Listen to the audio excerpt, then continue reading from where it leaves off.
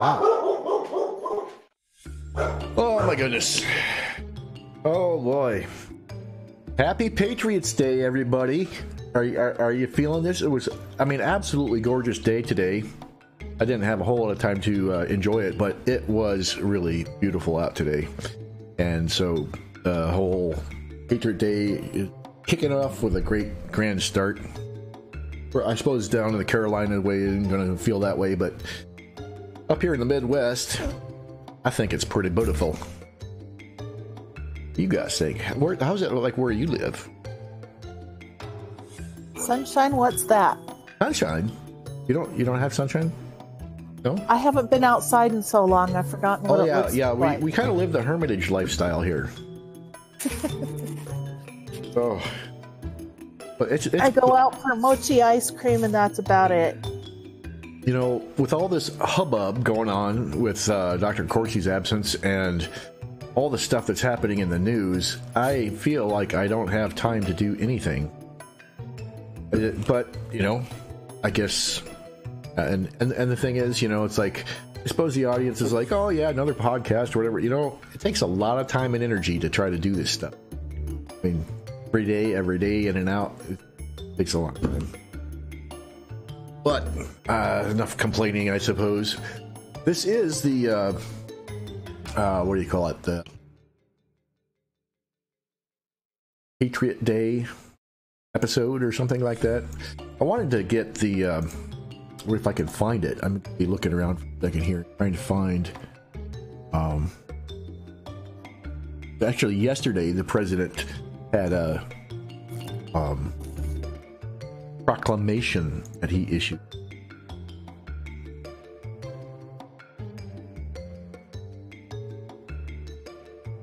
Okay, so yeah, presidential proclamation on Patriot Day 2018. This was just issued yesterday, September 10th, and so this is a huge deal. It's like the birth of a holiday. And so where we have been victims in the past, seeing ourselves as victims, you know, of all the things that have happened as a result of radical Islam and the deep state controllers that make them do whatever they do. But, you know, from now on, we're going to be the guys fighting back, saying enough is enough. We're standing up for ourselves, right? That's right. That's right. I like that. It's nice for a change, you know, rather than just telling us we have to just shut up, sit down, and deal with it. You know, holy cow! So yeah. So yeah, and what this is, I mean, I have no proof of this, but I'm suspecting that the war games going on over in Syria way, down Idlib province and all that stuff, has something to do with it. Russia and China together for, you know, historic meeting, doing something with our own military, most likely, but we're not hearing any of it, of what's really going on, because we have the mainstream media lying to us about everything, and the deep state is absolutely desperate because they're on the way out, and some of these guys are going to get, I mean, it's okay, we'll put it like this. This treason stuff, if, you know, there was a point in the Kavanaugh confirmation hearings where I think it was Lindsey Graham that asked him a couple of questions that pertain to the distinction between civil rights and, I guess, treasonous activity. At what point do you lose your civil rights? And that point is when you are hanging out with terrorists and actually doing things against the United States, like serious bad stuff, right? You know? And so some of these deep state guys, they're doing things that, I mean, like running guns down to Mexico and then over to Morocco and then up to ISIS, or taking Gaddafi's gold and giving it to ISIS, and or just even at the level of, you know, the stuff that seems to be coming out very soon is the FISA memo declassification. So I you know, Trump is really considering that, there was a couple Republican congressmen they had some kind of presentation about an appeal for the president to declassify, I think, not just the FISA memo document, but also the or memos and the Party of Eight, or I may have that wrong. And the other's rumors like 20 documents that he wants to declassify, and that could potentially have a lot of impact. You know, it could be. The military tribunal's possibility is that, you know, if they actually get tried as what do you call it, enemy combatants, you know, and they're you know, this treason business that they're flirting with, some of these people might end up hanging. I mean, this is really serious stuff. And I mean, normally the Squirrels, I want it to be light and fun and everything, but today it's pretty serious. You know, this is a big day, and this week is a big week. You know, and this is potentially something that is going to be remembered for, I mean, generations, or if not forever. Basically, this is, you know, this day is the day when, you know, we aren't going to put up with Iran and their nuclear weapons acting as a rogue state for CIA or whoever it is that controls them. Royal family, for all I know, but you know, whether it's the Rothschild, I don't even know who's at the top of these, you know, running this stuff. But we've had enough, right? And it's really amazing that the president is, well, at least facilitating these the military to take action, you know, and working in conjunction with China and Russia, and there's probably a whole bunch of other people in that mix too. Right. So, I'm sorry I kept running on and on and on, but I'm kind of excited about today. Today's a big deal to me. Hoping you all feel the same. No, I think we do. It's just, you know, there's just so much going on, and I think it's hard to get your head wrapped around it.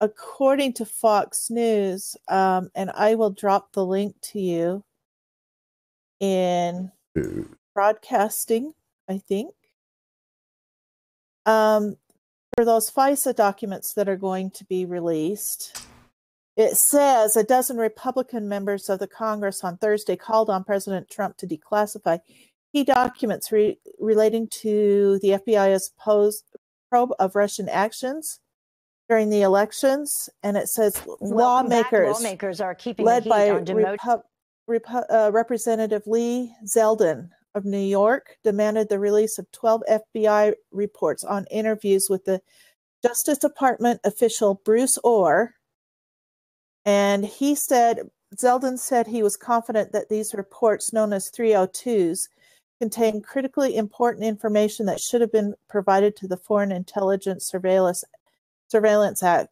or FISA court, but they weren't. And they're saying that a third part of the request is to declassify the documents on the Gang of Eight. So fascinating stuff. Right. And they said that this had exculpatory evidence regarding Carter Page and others. I don't know that word. What's that word mean?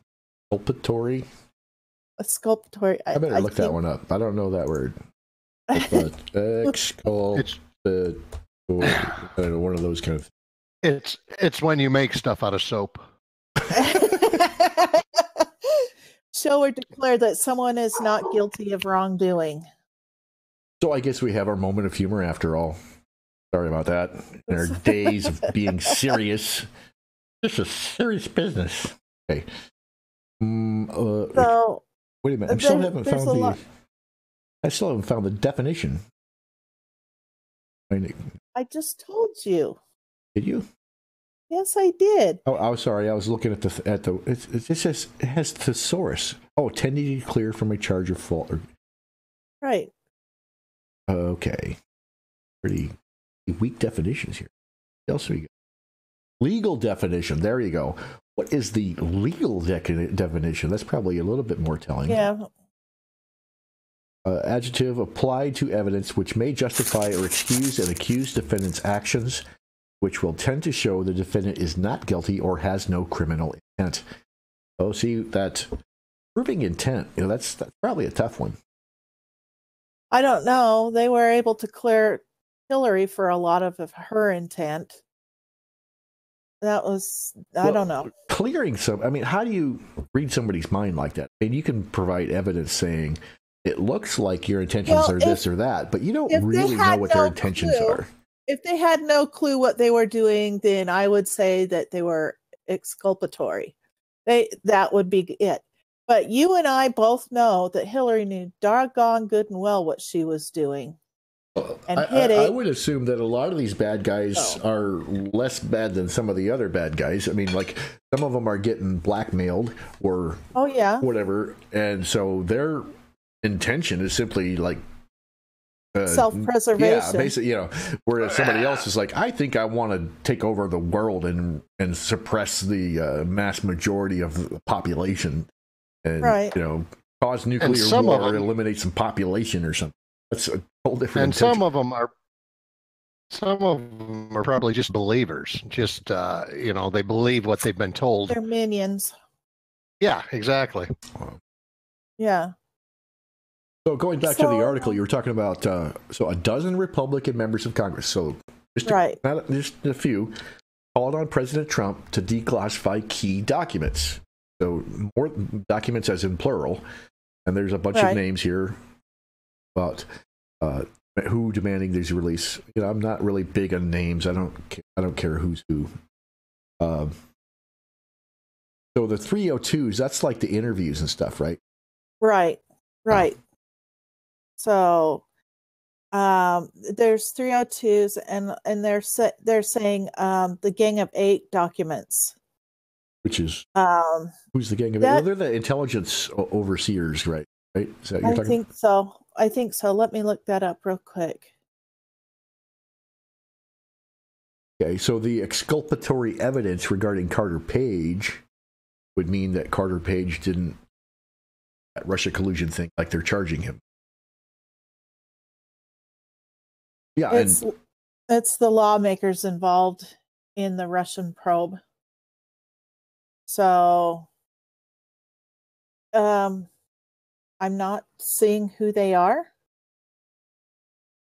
It came out recently. They did this thing where they would first they'd leak some information to the press, and then they'd use the press, the stories that were written by the press, as some kind of justification for doing whatever they wanted to do. So it's like they're just so sneaky about it. It's like they're not really playing fair or whatever.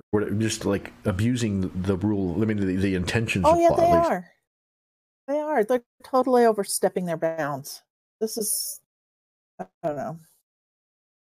I could get on my soapbox, but I'm too tired today to do that. So there's that. And then back to the Russia thing. They're saying that the exercise in Russia is the largest since the height of the Cold War nearly 4 decades ago. So yeah. They've got 300,000 Russian troops, including 1,000 aircraft, 36,000 military vehicles. And that's what China is reporting. Where is this article you're talking about? Where do you have this? This is UPI. I'll drop a link for you. Sorry, I forgot. Well, there's that one. And it's on Earth. I've got something exciting for you, personally, Brain. Your theory of Jeff Sessions and even Rosenstein, even Mueller maybe might have gotten a little boost today. I don't know if you saw this or not, but Omarosa, Omarosa, the tell-all book. You know who she is? She wasn't she a contestant on his one of Trump's apprentices. Right. And she came out, she got literally fired from the White House, and she came out with this tell-all book, and she's been trying to call President Trump a racist and all this. She was on The View today. I saw a YouTube video of this. she was on The View today, and I kid you not, the women on The View were salivating. They were giddy, just giddy, because she had a new unheard tape recording of President Trump that was going to prove just how flighty, flaky, and nuts he really was.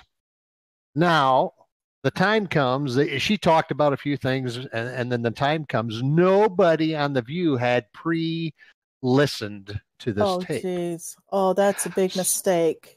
Oh, so, and it might have been something she planned out or whatever. I don't know. But anyway, it is him crashing.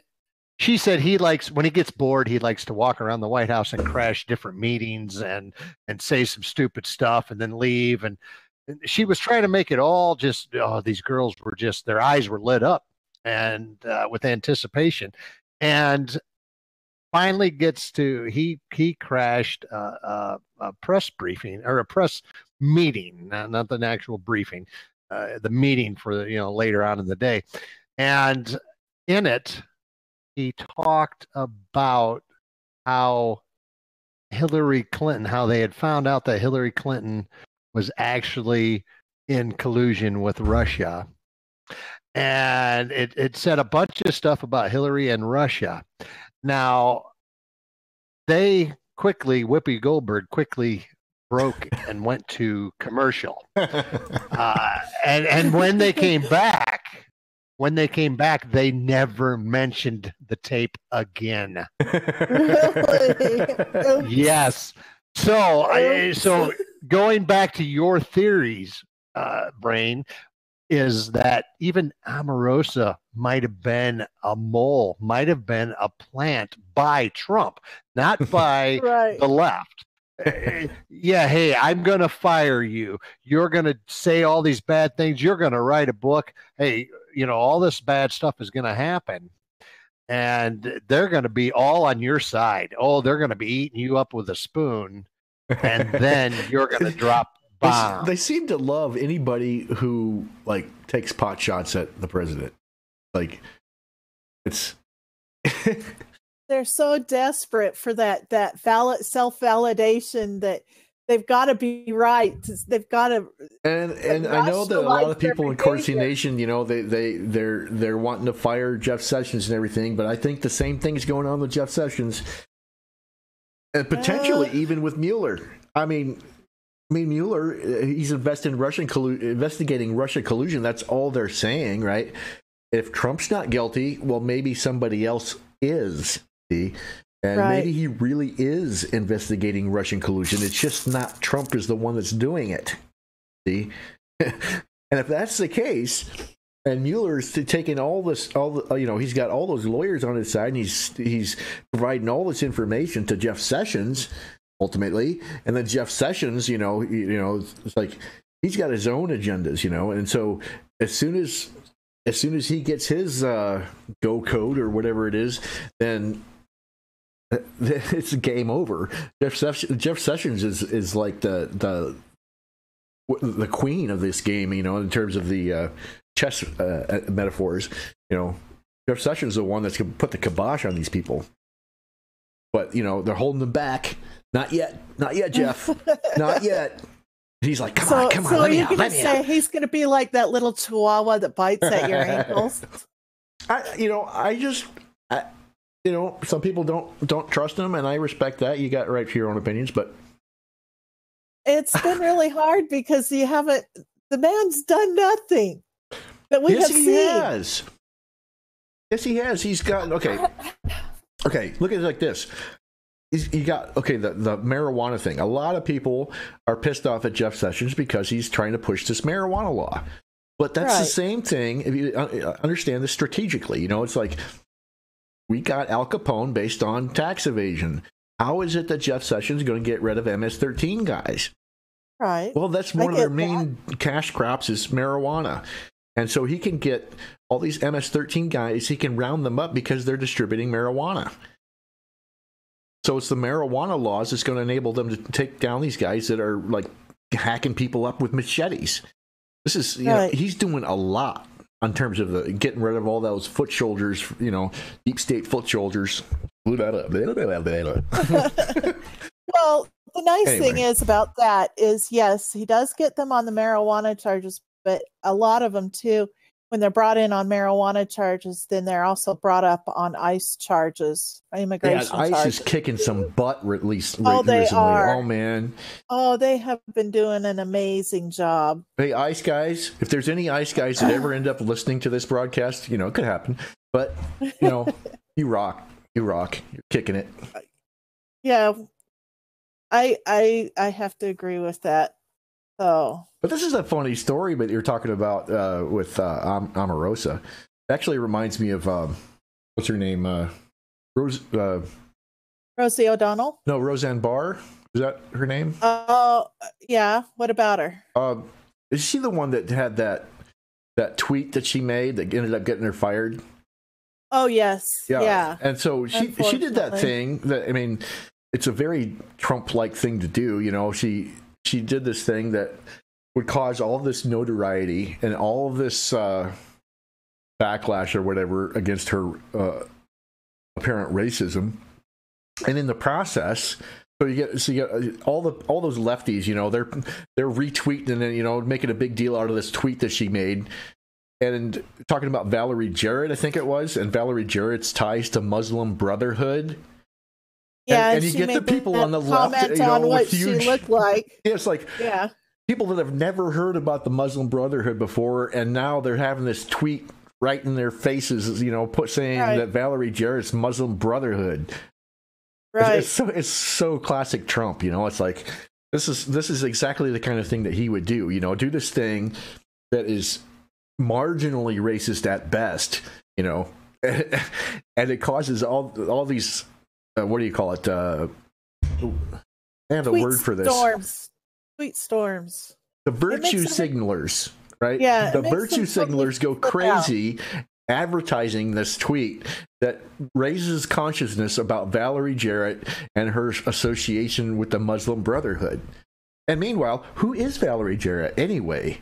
Why is this? Who is this person? Oh, that's Barack Obama's handler, perchance. Oh, yeah. Oh, and her father. What is? So I think she is from Iran. I think it was her father was a surgeon or something like that. I'm looking at it right now. Hold on. Anyway, I mean, it was a long time ago. She was born in Shiraz, Iran. So on the one hand, today in particular, we have these war games kicking off, right? But in terms of the week overall, or hopefully within this week, or you know, maybe a little bit after that, I'm hoping that the president declassifies some documents and gets this spy game stuff going, so that we can start, you know, because that means that you know, Mueller has to start.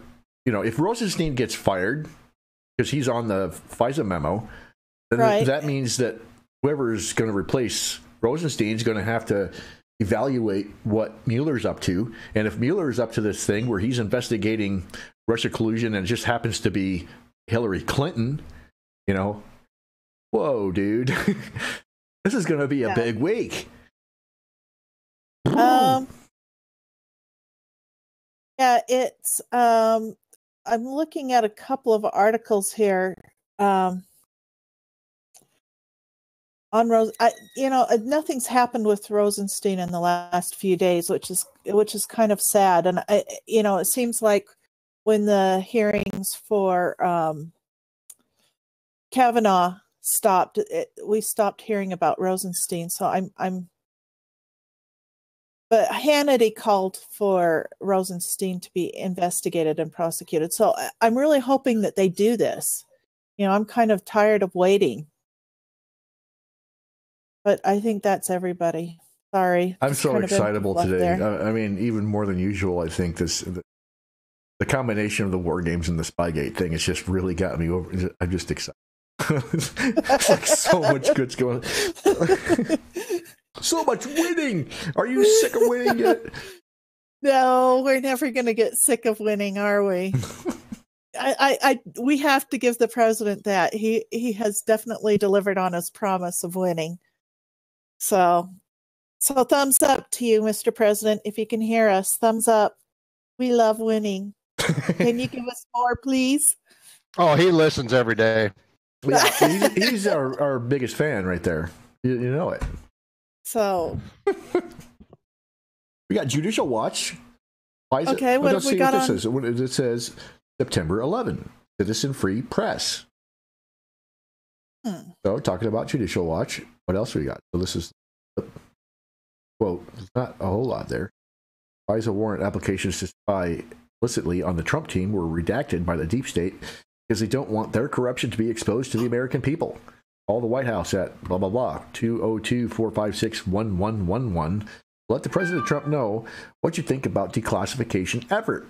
Yeah, I think we should go ahead and find out just how corrupt the DOJ and FBI administrations are, under Obama especially. Yeah. All those people that were installed in leadership positions under Obama. And I'm, I would not be surprised that some of these guys being tried as enemy combatants, getting some serious charges coming up again. Let's look at Judicial Watch, because Judicial Watch seems to be on the top of this stuff. They've got some good stuff. I just put in one about they're suing to retrieve the emails that the FBI found on Anthony Weiner's laptop. Oh, I forgot about that. That's going to be some good stuff, too. That's when we activate Giuliani. Get Giuliani in there kicking some... Exactly, right? That's going to be good. Oh, listen, when Giuliani gets involved, everybody get your popcorn. Go to Costco, stock up. You're going to need it. Because that's going to be fun. It's going to be fun. Yeah, and it's like this time next year, I would be really surprised if there still existed a DNC. And, if any of this information comes out before the midterms, it's going to be such a landslide. It's going to be so historic. The DNC is just absolutely screwed. Well, I'm surprised that they think that they've still got a chance with all their rhetoric and leftist BS that they've been strewing all over the place, But to be fair, I'm surprised. We do have to be fair about this and concede the point that there are people that are officially in the Republican Party, that are guilty in all this. They're complicit. I think Paul Ryan's on that list. Paul Ryan signed that document, and so is he a neocon? Is that the reason why so many... all the dirt in the deep state. I mean, the Republican Party has a lot of neocons in there that they're probably guilty in there too. Well, and all you have to do is look at John McCain as the prime example of that. He's like probably the worst of all of them. Oh yeah. So, but I'm not going to let my senator off too easy because I really wonder about him. So, Orrin Hatch, I'm watching you, dude. You take your fingers. That's what I'm doing. That's what I'm doing. Yeah, my fingers. My eyes, your eyes, watching you. Mr. Hatch, you know where I live. You guys can just see the gesture we're making, right? The fingers on the eye. We got you, man. So. Okay, so exciting times. We've got a lot of stuff, hopefully, that's going to pop in the next few days. That's going to just blow people's minds. Yeah, it's between here and the midterms. It's going to be quite a ride. Well, you and I both know that Trump's got some kind of rabbit up his sleeve for the midterms, and I just can't wait to see what he's got. I'm sure he's got. Oh, I'm sure he does. I'm sure he does. It's like, okay, we got WikiLeaks. That wasn't Trump. I'm sure he's enjoying the hell out of this stuff. I mean, he's just, aside for all the personal jabs that the press takes at him, but it's just like, he's playing them he's playing them so hard. Playing them like a violin. He's a hilarious. Virtuoso. Oh, he is. Yeah. Hey, Bandit, you got anything to contribute to this conversation? Huh? Sorry, I just tacos. Finished. I bet you. I just finished. Good, because now you can take over and I can eat my dinner. How about that? Hey, I already got you the big story for the day. Come on. Well, you read that. You read that poem you had. You want to do it again? I think you should. I don't care. Let me see if I can pull it up here. It's going to take me a second. I don't think we have many listeners, but I can do that quick. Let's see here. Let me find it. I'm finding it. All right. For those of you who did not listen, don't start because I want to find it so I can display it. But I just got to figure out where I put it. Can I open with the browser? No. Figures. Did I share that? Here.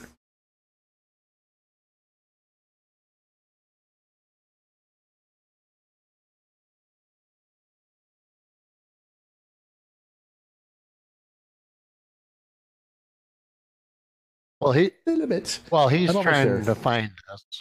Well, he's trying to find this. For those of you who don't know me, I'm a Marine, served from 90 to 94, and I've been a trucker ever since. And I kind of consider myself a poet trucker or a trucker poet. And I have a lot of time on my hands. So I wrote this about 9/11, call it Lost Souls. What's up? On a peaceful morning 17 years ago today, things changed forever in the good old US of A. Buildings shattered, lives were lost. It took months for us to realize the cost. In terms of property, the toll was high. Iconic buildings that had once touched the sky, concrete and metal and broken glass. In due time, their absence will pass. However, we will not forget the lost souls as the years pass by. The men, women, and even children brings a tear to my eye. And the heroes that day, they left us no doubt, were fighting to get in when most wanted out. In the dust and debris, the fire and heat, they worked night and day, they knew no defeat. To help fellow Americans, they came from far and wide, every race and religion, working side by side. For this is America, we work as a team. You will never defeat the American dream. Absolutely. There you go. Awesome. Do good work. Good work. That's beautiful. Thank you. Done. Really well done. So I don't know. So did anyone want to talk about where they were on 9/11?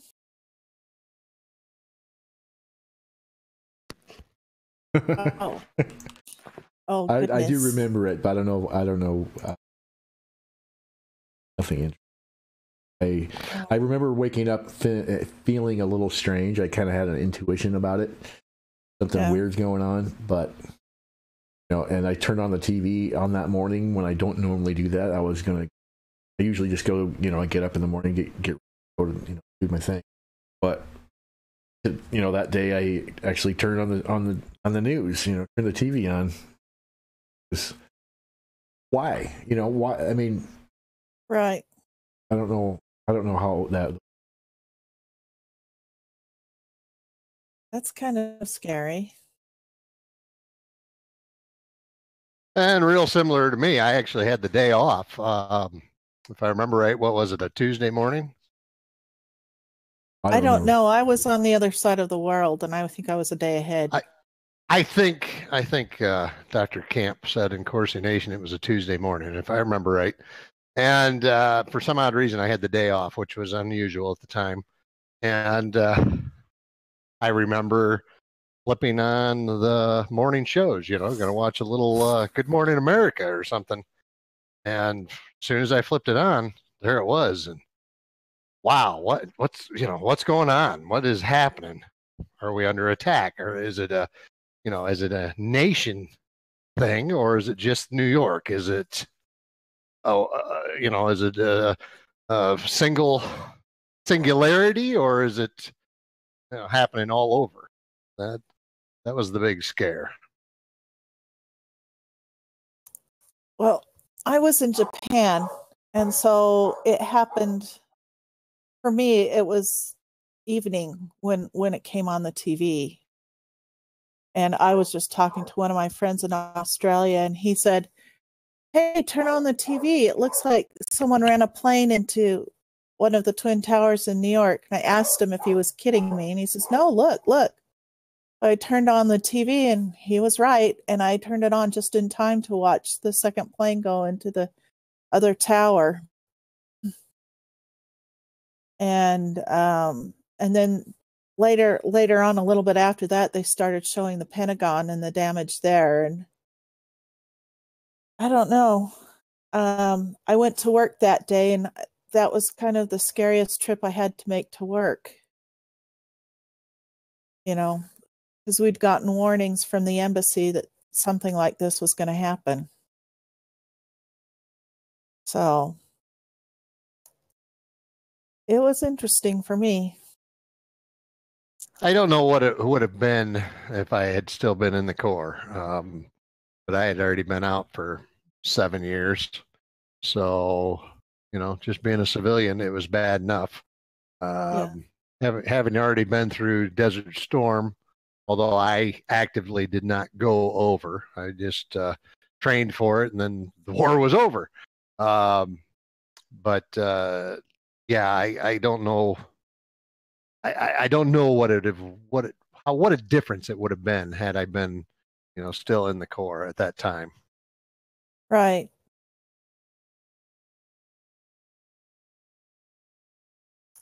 But anyway, so what else have we got? Well, yeah, I do have another thing I'd like to raise here, another topic of conversation. I don't know. Let me see if I.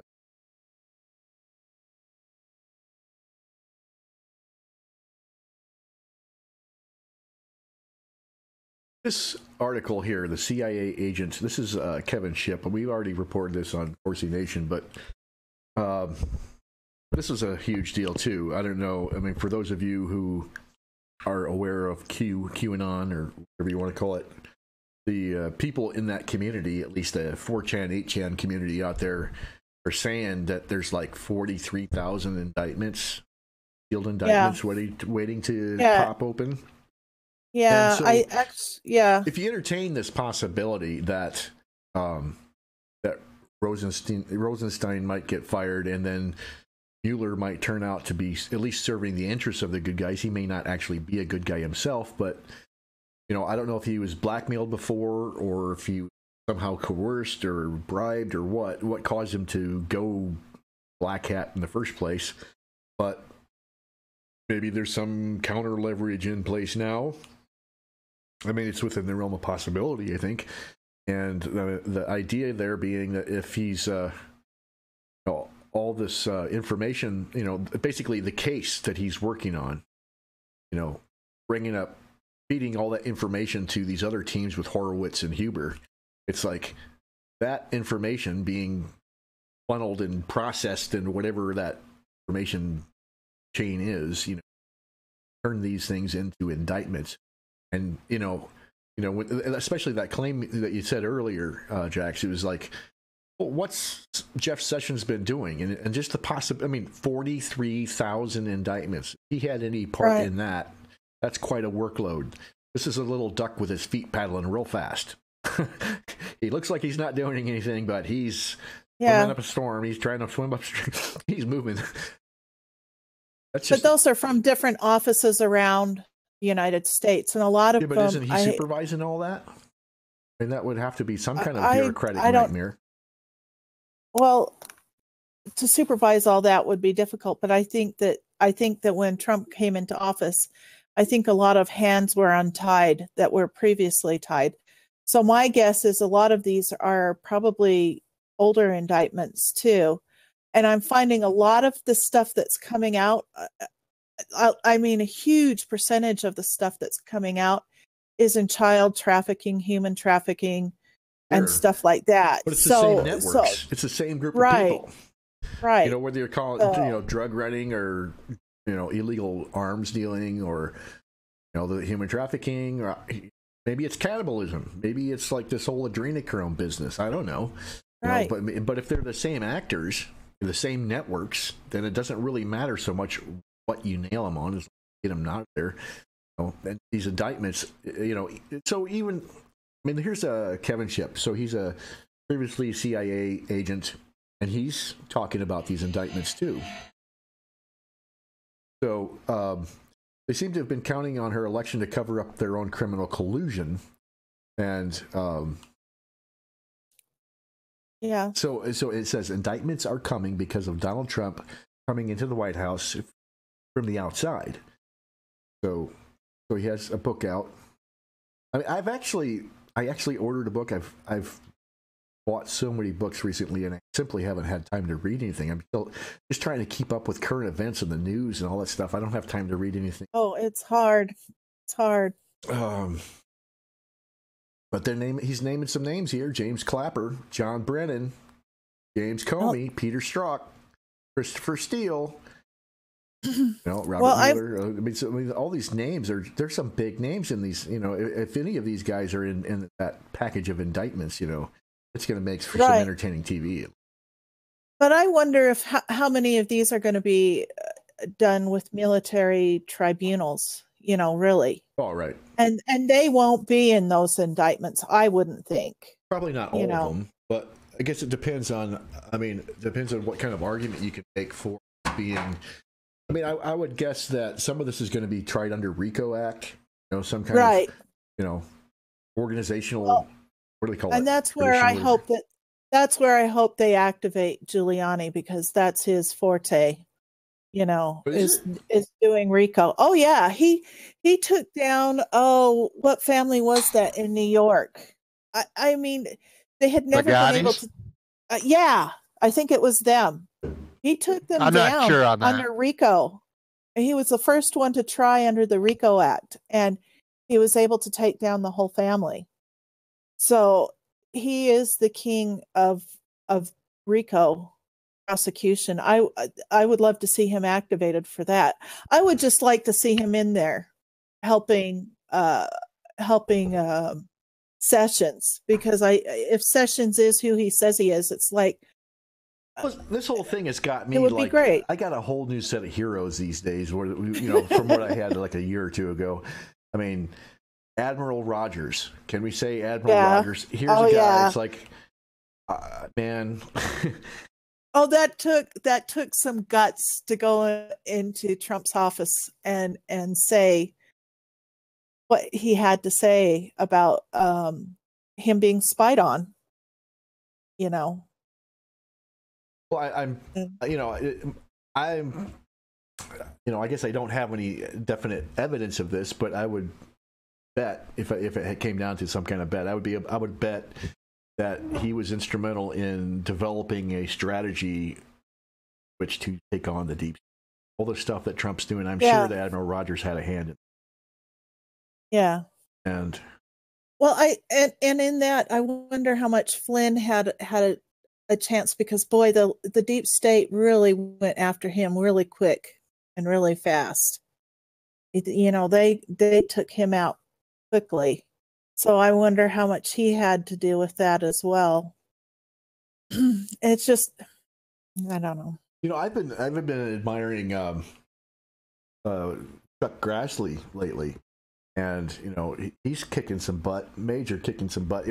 But even Lindsey Graham, I never really liked Lindsey Graham until recently. Lindsey Graham is doing some, especially that Kavanaugh hearing. That line of questioning was so brilliant. Yeah. And that's cool. Well, it's nice to see them. It's almost like they've been freed out of their prison or something, or out of that they were. Yeah, something they were held back from what they were.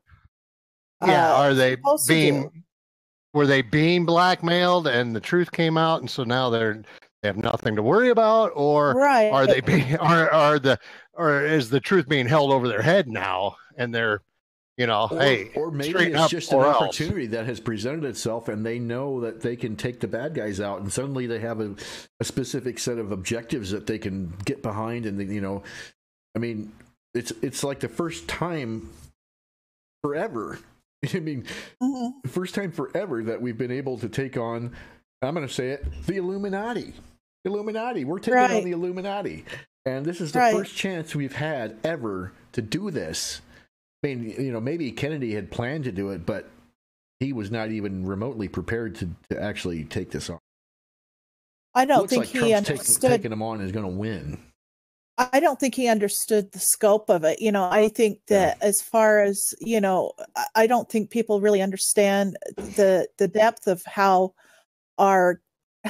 deceptive some of the elements in our government have been. We were talking earlier today with John Adams about some of the stuff that he had found on 9/11, which was quite interesting. And, I just think that it's so important. Hi. There he is. Speak of the devil. Did somebody say my name? I heard my name. We did. We want to hear about your information. What information? All of it. You were everything. All of it. Everything. Yes. It's a lot, guys. It really is. So, I mean, I've been studying this stuff for a long time. Sorry I didn't join you sooner, but I'm actually just posted the Hurricane Florence prayer up on Corsi Nation, Prayers for the Nation. It's cool. There, Hurricane Florence, and I will update it every 6 or 7 hours, depending on advisories that come from the National Weather Service and the Hurricane Center in Miami.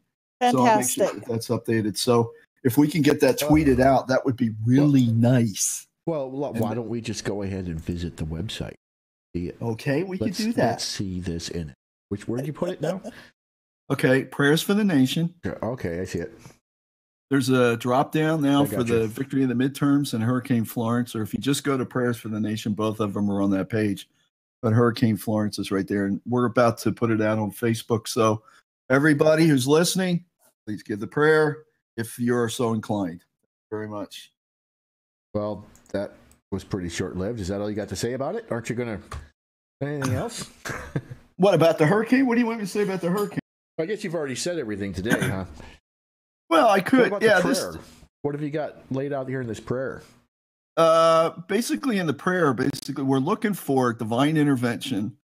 See, you have to understand. Let's get metaphysical about this, okay? Let's do that. Let's get metaphysical. All right. All right. Okay. If it's okay with Brain, it's okay with me. This is his show, so we'll do it. Okay. Storms are. This is the one thing as a kid, I always wanted to be a weatherman, but I'm glad I didn't, because the reason is I would have been predisposed to thinking that it's nothing but science involved with the creation of a hurricane. And yes, there is a lot of science. There's, ocean temperatures have to be 82 degrees. There has to be a wave of something that comes off the coast of Africa, usually is the direction where it comes. Then there has to be a mixing of waters. Sun has to be moving, et cetera, et cetera, et cetera. Okay, hold on just a second. I have a question for you. Yes. What's the difference between a hurricane and a typhoon? We wondered this the other day. Are you serious? Absolutely. Yes. Are you ready for this? Are you sitting down? Right. I'm sitting down. Nothing. The only difference between a hurricane and a typhoon is typhoons are hurricanes in the Western Pacific. Yep. Okay. There you go. All right, then. Typhoon, whatever that would hit Japan. I know that you want to go off on this spiel about, the weather patterns and all this stuff. But when you mentioned the word metaphysics, I was a little skeptical of whether you really meant metaphysics, because so many people use that word incorrectly. Let us define for a minute metaphysics. I'm going to go to Stanford Encyclopedia. Stanford. Go for it, buddy. Stanford Encyclopedia of Philosophy. Yep. This is pretty much the standard. John, everybody's wondering the latest on the hurricane. Colleen Allen was asking what's the latest on the hurricane, if you could give a quick synopsis. Actually, we just did based on the 5 o'clock report.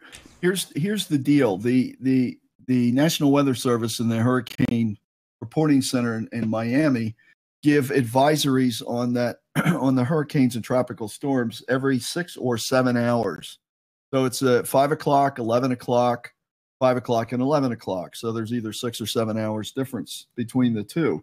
So the next advisory and position will be given at 11 o'clock Eastern time tonight, or Atlantic Central time. So it's the same as Eastern Daylight. So at this time, we'll be able to give it up. So what we have is, if you go out to Corsi Nation and you take a look at the agreement prayer on the first bullet point, it's as of 5 a.m. and it's gives you the location, the maximum sustained winds, its direction, its central pressure of 945 millibars. It's located approximately south-southeast. So you don't want God to accidentally like stop a different hurricane. You want to make sure that it's this particular hurricane that he takes action on. Well, down at the bottom, I don't throw anything to chance here. We say this which we ask for Hurricane Florence. We ask for all tropical storms, hurricanes, tornadoes, thunderstorms, and other weather manifestations and typhoons that are active. Because there's two other active systems in the Atlantic, and one of which could have a problem for Florida. Really? Isn't there one in Hawaii area? Like someone's. Let's actually, I could go take a look at that. Let me go see what's going on. Here, I thought we got to talk about metaphysics. We can talk about metaphysics. Let's define that. Let's define that while we're waiting to find that stuff. You know, it's dealing with reality versus non-reality. No. Brain, you're the philosopher. See, so many people that go to in the bookstore, they have the metaphysical section, and it's so much crap. That's not what metaphysics is. Metaphysics is, you can think of it. I'll say it like this. There's this, I'm gonna throw a couple fancy words at you, right? But I'm gonna do the metaphysics. Okay, I'm gonna throw a couple of words at you. We got metaphysics, epistemology, logic, deduction, induction, those kinds of things. So metaphysics. So okay, first I'm gonna define epistemology, which is, how do you know what you know? Simple question. This is the classic, what people assume that all philosophy amounts to is, how do you know what you know? But it's not even. I mean, you also have logic, you also have aesthetics, there's ethics, there are many different branches of philosophy. And epistemology is asking the question of, how do you know what you know?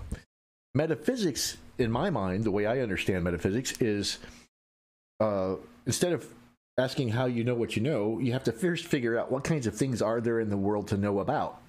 So it's the question you ask before you ask, how do you know anything about stuff? What kind of stuff is there to know about, in other words? So metaphysics has to do with, I think a simpler way to understand this question about what is the nature of metaphysics is like a taxonomy. So you got like biology, you have the tree of life, you have, this species, genus, all that kind of stuff, these classifications of objects, but that sort of way of thinking, that's what metaphysics is about, is trying to understand classifications of objects. And one of the questions about metaphysics is, questions about the nature of the soul, the nature of God, those kinds of things. And even that phrase, the nature of, then whatever, that's a metaphysical question. When you're trying to understand the essential difference between this type of thing and that type of thing. So, for example, the human animal, differentiated from the rest of the animal kingdom, this is Aristotle's definition. He's saying that the essential difference between the human animal versus all the other animals is that we have the capacity for reason. So it is through reason that we, achieve what is most distinctly human. Through the rational animal, that's what defines us as human beings, is that our capacity is reason, according to Aristotle. But anyway, this is all about classifications of objects. What types of things are there in the world? And so another big question about is substance. What's the basic substance of the world? And most modern science and stuff, they call it it's reductionism, and so it's metaphysical reductionism is when you're trying to reduce, like you have to start with biology and you reduce all those properties which are reducible to a simpler description.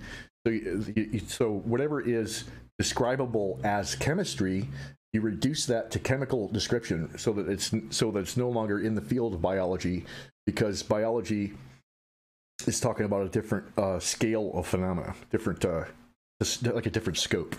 What you're looking Yeah, at. I'm with you. Did you ever read the Tao of Physics? Sure. Bischoff Capra. Yep. Yeah, that's think of that? Taoist metaphysics and Eastern stuff. Yeah, it's pretty Exactly. It is. And it also talks about the fact that physical reality can be manipulated by thought, and that basically, for those who haven't read it, Brain, it's been a while, so jump in here, but it's been a while since I read it. But I was thinking about this book actually yesterday, and it's a dry read, but it's good because it basically was the first, I don't know, what would you say, first treatise on using science and physics to try to merge the two concepts together. When in doing quantum experiments, they found that quarks and subparticles were actually manipulated by thought, and that so they would look at a particular solution of some kind of a division, or if they were slamming protons together or something like that and broke them up into pieces, they recognized that as they put their attention on it, the results changed. Yeah, I mean So, and we're trying to, and you're verging more in terms of like the nature of causality, right? And that's really about like descriptions, like a lot of science. You what it means to define a thing is by defining whatever caused it. So what is gravity? You define gravity by its effects, perhaps. You have a formula that's what gravity is, because you're defining its effects. But but what is gravity? That's a whole different question. That's a metaphysical question. And that's not a scientific question. So with that said, where would you like to go with hurricanes? Well, okay, I'll put it like this: that there are so many variables that go into a hurricane. You have to think in systematic terms. You have to think about how all these variables add up to eventually be one thing that we call a hurricane. So it's called emergent properties, right? Where you have like a school of fish. So like you could say that individual fish behave based on stimulus response, given environmental stimuli. And so there is no school of fish as such, except that it's an emergent property of that school that, when a certain stimuli, like a shark, starts chasing the school, all those individual members of that school, they all react the same way. Right. So you get the effect of it being there's a school of fish that kind of swarms around, and like the what do you call it? Like the starlings or whatever that do that weird thing, and they dive in whatever. So it's like individuals that act a certain way that creates a larger this is ontology. It's a larger ontological status, that there's this collective that creates a different sort of scope of phenomena. All right. Now I'm going to throw one at you probably never heard of. It's called a group soul. No, never heard of it. Yep. So I didn't think you did, because it's not going to be in learned books. So the starlings, let's take the starlings or the school of fish. Each one of those fish, or each one of those little starlings, in of themselves are just a component of the larger. But when they do come together, there is a group dynamic that is basically consciousness of the entire group, which is called a group soul. So they do act as one unit. So when you see the fish swimming around the shark, and they part ways, that's the consciousness of that is guiding those individual fish. There is a group soul when they get together. So the soul, the fish themselves do not have a full soul.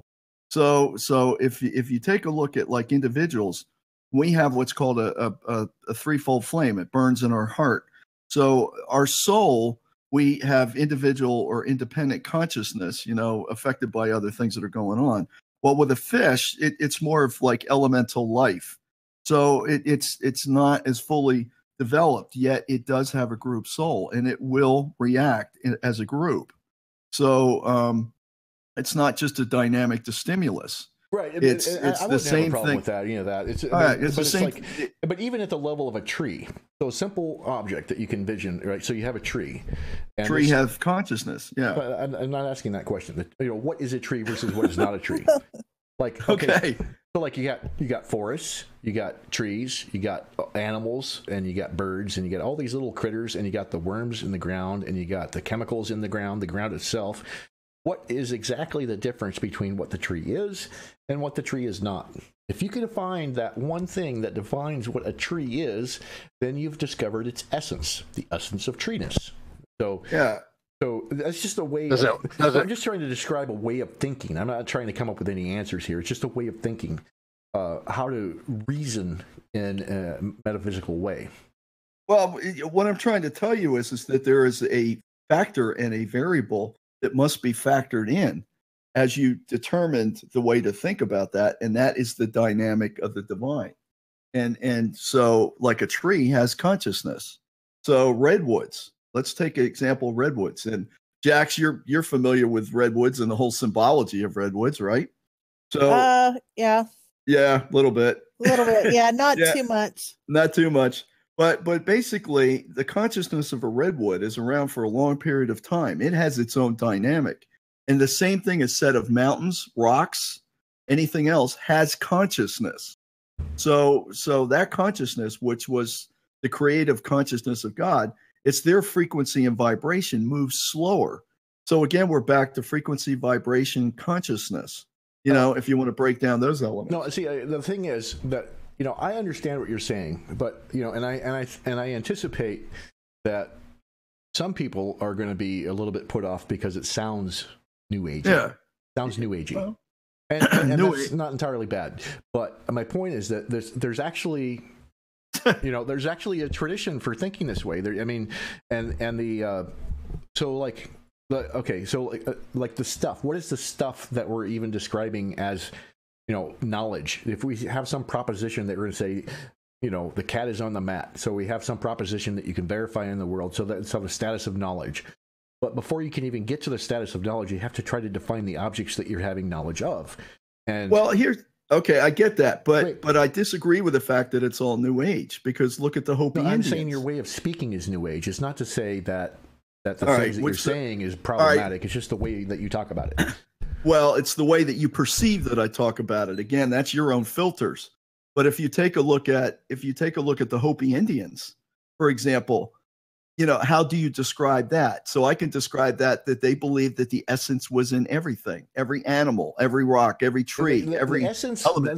But there's a specific usage of the word essence, you know, within the tradition of metaphysical thinking. So what do you want to call it? What do you want to call it? The essence of a thing is the thing which defines it against other types of objects in its class.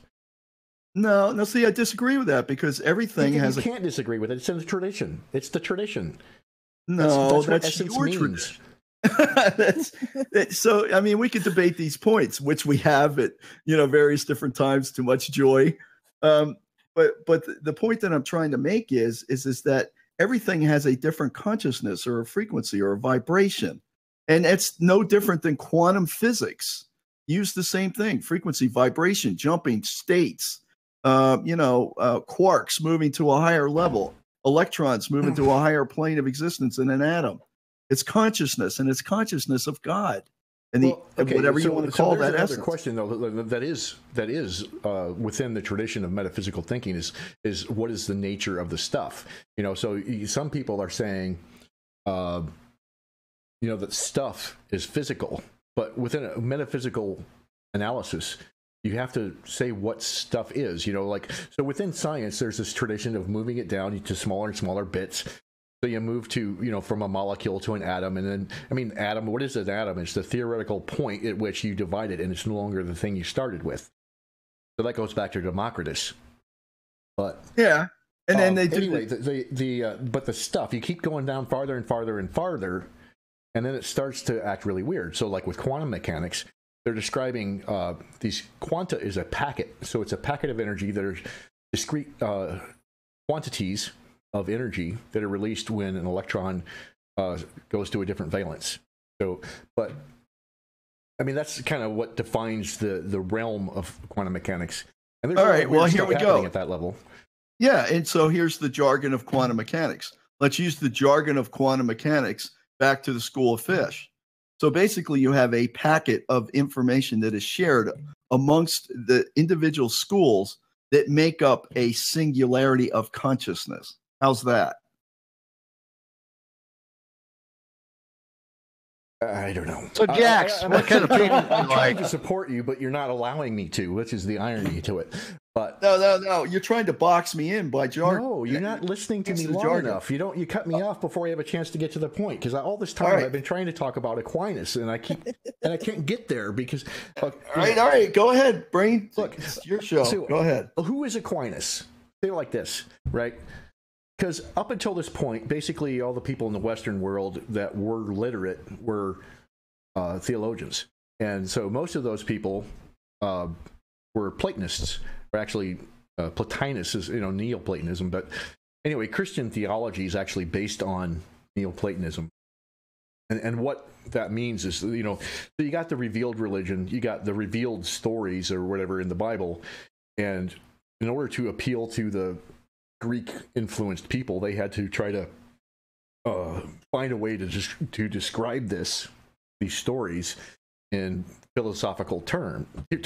So that's what theology, where it came from, trying to appeal to a certain mindset, I guess.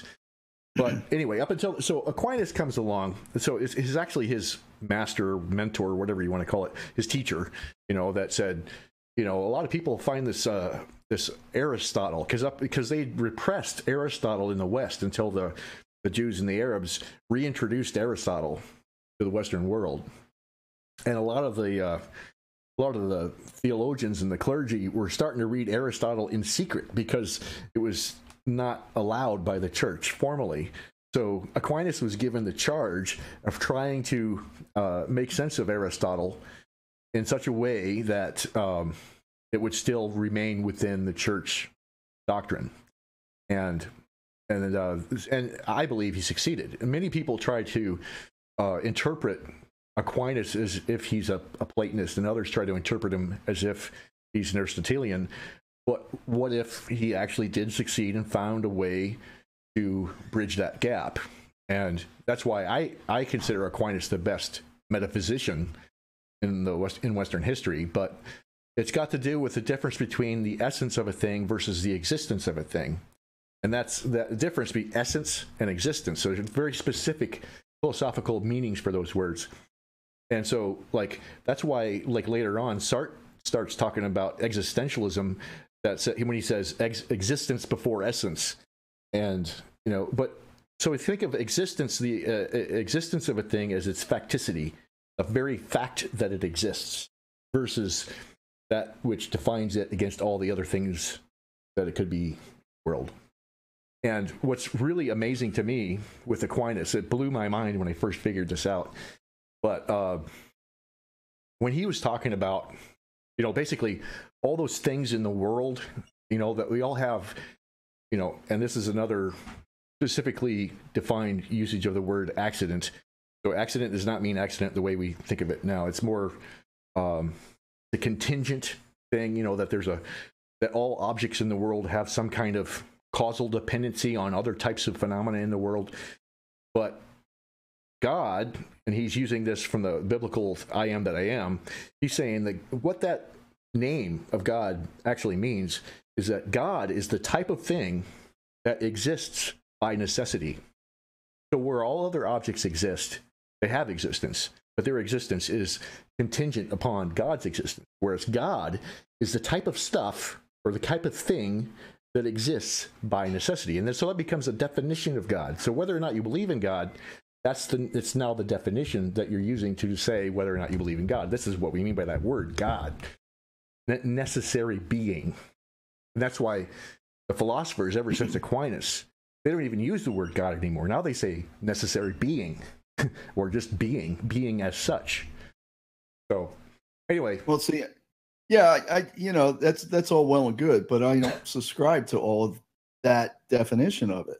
And I don't subscribe to standard religious definitions at times either, because they're too, what's the word, musty, if I could put it that way, musty. Oh, and it doesn't. I think if you took the time to study Aquinas, I mean, he blew my mind when I finally understood what he was saying. I'm telling you, the guy's a genius. All right, you study Aquinas. I'll study Aquinas if you study Hermes Trismegistus. I've Okay, looked through some of that stuff. The Hermetic tradition, I have some respect for that. I just think Aquinas as a whole order of, the intellectual rigor is astounding. He's insightful and anyway. Okay, so where do you want to go with this then? I think our time is over. Actually, we've gone past our come hour. on! You just get it going. Okay, well, take it wherever you guys want. I mean, I pretty much shot my load there. There you go. What I have to say. What? Holy striped cow juice.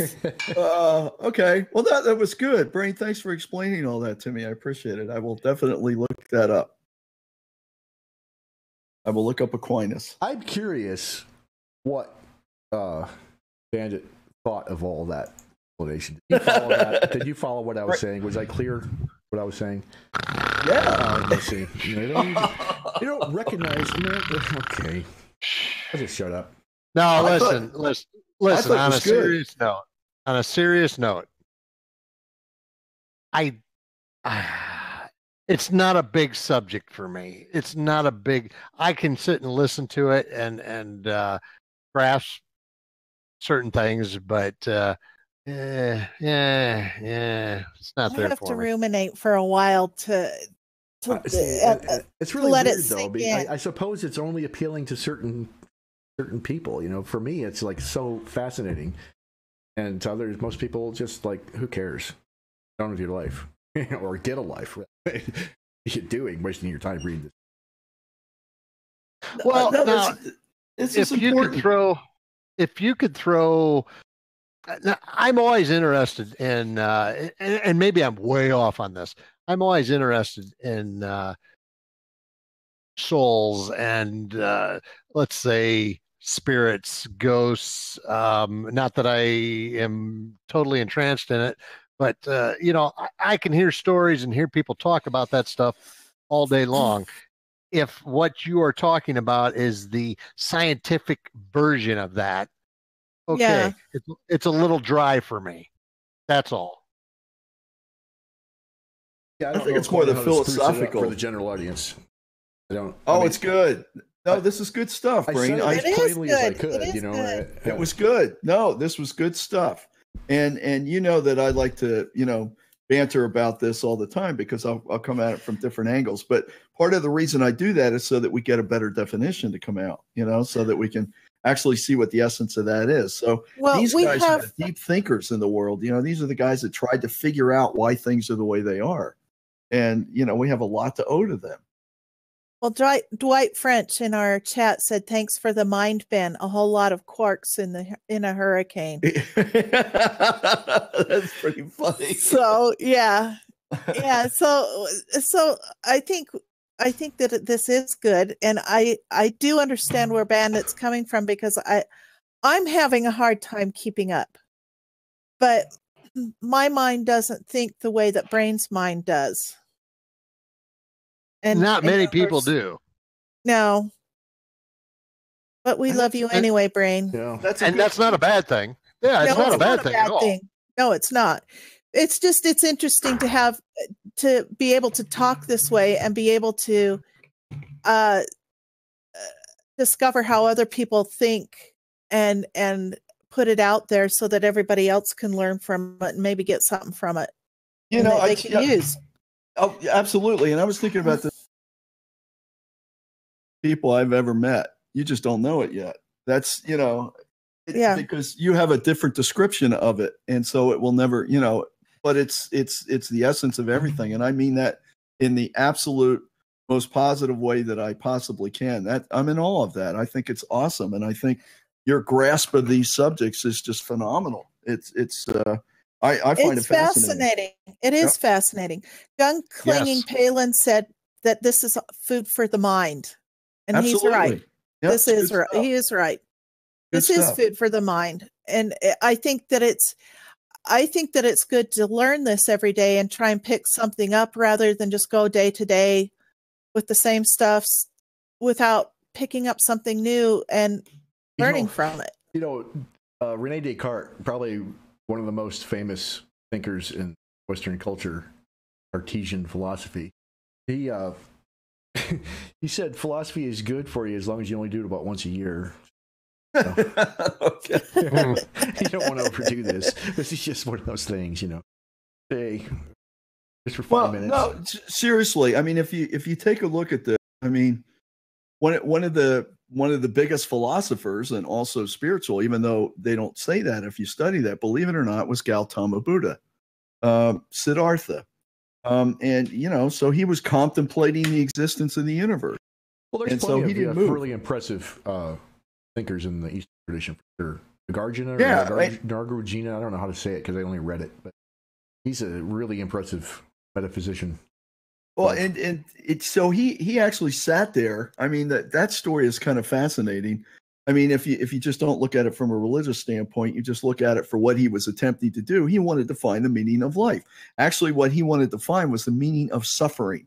And so because he found out about suffering, so he went into meditation about this. So for years, he actually he went through being an ascetic, so that he denied himself everything, food, clothing, water, drink, and he did this for years. And there were a group of guys that followed him around, and it just didn't make any sense. Now, he had come from a home of wealth, and it came from a home of nothing was for lack of want. That he had everything and everything it is anything that he ever wanted to, and he went the opposite side of the spectrum of the pendulum and denied himself everything.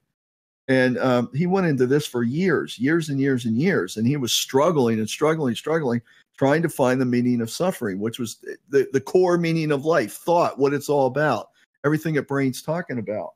And unfortunately, it kind of gets distorted with religious interpretation. But basically, what happened was as the story goes, he got to a point where he said, "Well, wait a minute, denying everything and anything doesn't work. Having everything and anything doesn't work. It's got to be the middle way." And that's where he developed the middle way, and that's where the Eightfold Path came from. And that's where the insight was, a string wound too tightly will snap. Yeah, exactly. Yeah, and so Colleen Allen is asking, what did he learn about suffering? Go ahead. He learned that. Okay. One grain of rice a day is not enough. That's what he learned. Yeah, exactly. So Brain's got it on this. So what he's trying, but it all boiled down to a very simple premise, that suffering comes from inordinate desire. That's it. Yeah. Suffering comes from inordinate desire. And actually, he said desire, but I submit that certain desires are actually good. The desire to pursue better understanding, enlightenment, things like that. That's good desire. But so inordinate meaning out of alignment with whatever it is that's going on. So it all comes from inordinate desire. So all things in moderation, basically. Well, if you do follow the Buddhist path, and you practice that idea of, the root of all suffering is desire. There is also that tradition within that tradition, there's that saying that says, the last desire you lose is the desire to lose desire. That's when you back off. Yeah. And then that created a whole branch of Zen Buddhism, and that whole consciousness of that, like, if a tree falls in the forest and no one's around to hear it, that kind of thing. And all of that is meant to get you out of categorization and thinking, so that you just be, that you just be. If you go back to that idea that you need to find the proper moderation. You can't be too tight. You can't be too loose. Think of the musical string on your guitar. You got to be in tune, right? So you can't be too tight or too loose. That means you don't give up thinking. You just back off a little bit. You give it a little bit of breathing room. And that comes directly from the story about the one man teaching the young boy how to play a lute. I haven't heard that one. But it doesn't mean give up thinking entirely. Okay, that's the just be thing. Doesn't mean you stop thinking. You have to be casual about it. Yeah, and the thing that Brain was just talking about is part of the Buddhic story, where he heard the man teaching the young boy how to string a lute. If you string it too loose, it will not play. If you string it too tight, it will not play. It has to be Right. strung just right. So I'm just confirming what he said. So, but Siddhartha reached enlightenment. He was actually able to break through and reached higher planes of consciousness in his thought. And then one thing led to the next. He ends up breaking through on this thing, and then he was opposed by forces of darkness and everything else. I mean, it's a kind of a fascinating story if you're into that kind of thing. And he ends up going back to the castle where his dad was, his father, and his wife, and his child. And they all became disciples of him. So, geez. yeah. Well, I do have respect for Eastern philosophy, but at the same time, I see the deep state. They're doing whatever they can to destroy Western culture. For some reason, they really hate Western culture in particular. And I really personally, this is a personal decision. I want to celebrate Western culture, and get somebody like Aristotle who said something very similar to what the Buddha said when he said, the golden mean, which is very similar to the Buddhist idea of the middle path. So, just saying that Western culture has plenty to offer. It does, and the whole thing about the bad guys is, see, this is the thing that not everybody understands. The bad guys understand these laws to a certain extent. They know how to bend the laws, so they understand the spiritual laws. They understand the spiritual aspects of it, and they bend it. And so they know what they are, and they use those laws against everybody else. So they make us all feel guilty for their problems, because they know that we care and are considerate and compassionate about it. They also direct all of their problems onto everybody else. Oh, look at this guy. He's a loser. Look at what he did. Trump made that comment. I can't tell you how many guys in a locker room would have made a comment similar to the one that Donald Trump did in that truck. Or worse. Or worse. And that's what Trump was trying to say to this thing, in balance. So, I mean, look at what was going on with Obama, or look at what was happening there. All of these people have made mistakes, but they don't want you to know that they've made mistakes, and they will do whatever they possibly can, because we are imperfect in our current condition. There's no way that we will not make mistakes. And they use that against us all the time. If you think that they've made mistakes, then they feel that they've lost the power over you to control you. Right. Right. And so that's the whole thing of it. Yeah. So what we have to do is not feel guilty if that one of our flaws, because trust me, they put on their pants, one leg at a time. So that's the whole deal. They make us feel guilty about their issues. So they keep you off balance. Let's try to round this out at top of the hour here. So last few minutes, we can talk about the presidential proclamation on Patriot Day. I want to go back to the beginning there, because that is the story of the day. 9/11. We're not going to keep referring to this day as our victimization. This is a celebration now of us rising up against the deep state. No longer about, we're not going to forget the past, but we're not going to remain in the victim mentality. We are rising up and restoring our collective honor as human beings, our dignity as human beings, as sentient beings, perhaps. It's kind of like being a phoenix, being reborn again. Yeah. Into something better. And in World War II, when they would constantly use the reference to remember Pearl Harbor, that was a battle cry. Right. Yeah. So go ahead, Brain. I'm sorry I interrupted you. Yeah, we both did. Sorry. I said what I meant. That's. I just want us. Patriot Day. And we shouldn't even understand this as specifically American. This is all around the world. We have humanity rising up.